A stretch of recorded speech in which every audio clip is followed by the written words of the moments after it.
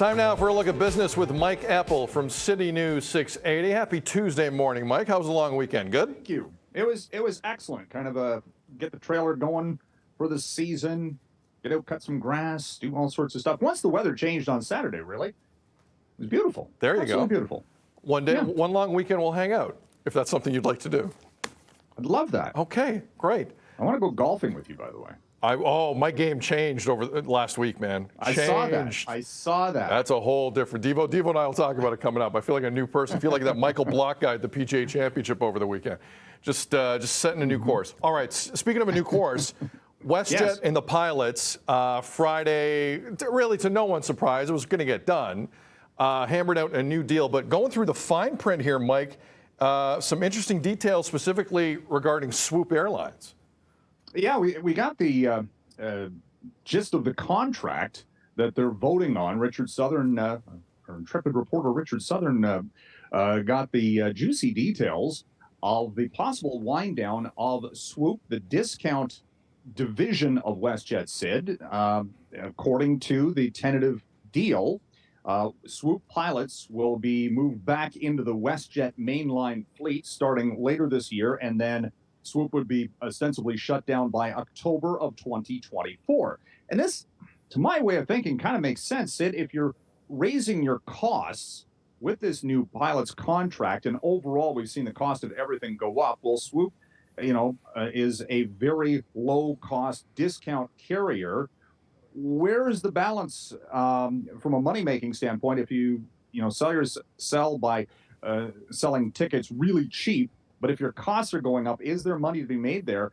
And don't forget, WestJet is now owned by Onex Corporation, a big conglomerate, and it looks at the bottom line on everything. So this could be the end of Swoop at, again, this is months in advance. And when and if this tentative deal is approved by the pilots, that was the comment from WestJet saying they're not commenting until this tentative contract is actually ratified by the pilots union. That smell in the air is leverage that the pilots had. If you're wondering at home what that is, that's the whiff that you're inhaling right now. Look, it was just nice that this weekend didn't see chaos at Pearson because of a pilot strike. You know what? Valid. Pardon me. Shout out Omar El Gabra for a clean weekend of travel. I've criticized our federal minister of transport enough. Good point. Good job, Omar. Traveling was good. All right. So, look, let's go to the Ottawa Senators here. And we should find out at some point this week, apparently, which group is going to purchase the club from the Melnyk family and which group is going to get signed off on here by the National Hockey League. We're looking at numbers from $900 million to $1 billion.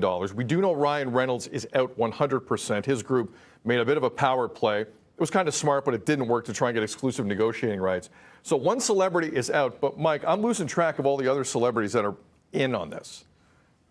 There's another group that, and I have to go through the names of all of the Canadian celebrities that are involved in the group, the Nico Sparks group, to bid for the Ottawa Senators. Excuse me. You've got Dragons Den stars Robert Herjavec, Arlene Dickinson, Wes Hall, Manjit and Ravinder Minhas. Also, this group includes Snoop Dogg, Olympian Donovan Bailey, and comedian Russell Peters. So you've got a lot of star power behind the Nico Sparks group. But Sid, last time I checked, does the NHL not want kind of one single solitary owner, not a whole bunch of people involved? That has been honestly, that's been their MO for a long time. That's been their, right. Except for the Tannenbaum, Rogers, and Bell media ownership of the Leafs. But aside from that, single ownership has been the way to go. You mentioned the Ryan Reynolds bid, and they wanted exclusive negotiating rights, and including the they were ostensibly a real estate group that wanted to build the new stadium for the Senators on the LeBreton Flats. I wonder if that's actually going to come back into play here. The NHL, look, if they got money, why wouldn't you take the best bid regardless? Well, I have a feeling that's going to be back in play here.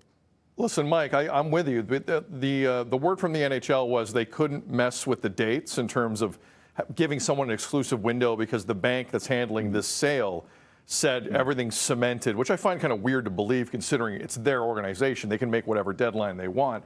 But just to follow up on that, because it's a good point, Ryan Reynolds, because a few reporters have circled back, Ryan Reynolds is not jumping in with another bid. He's not. That doesn't mean the Remington group out of Toronto isn't going to jump back into it.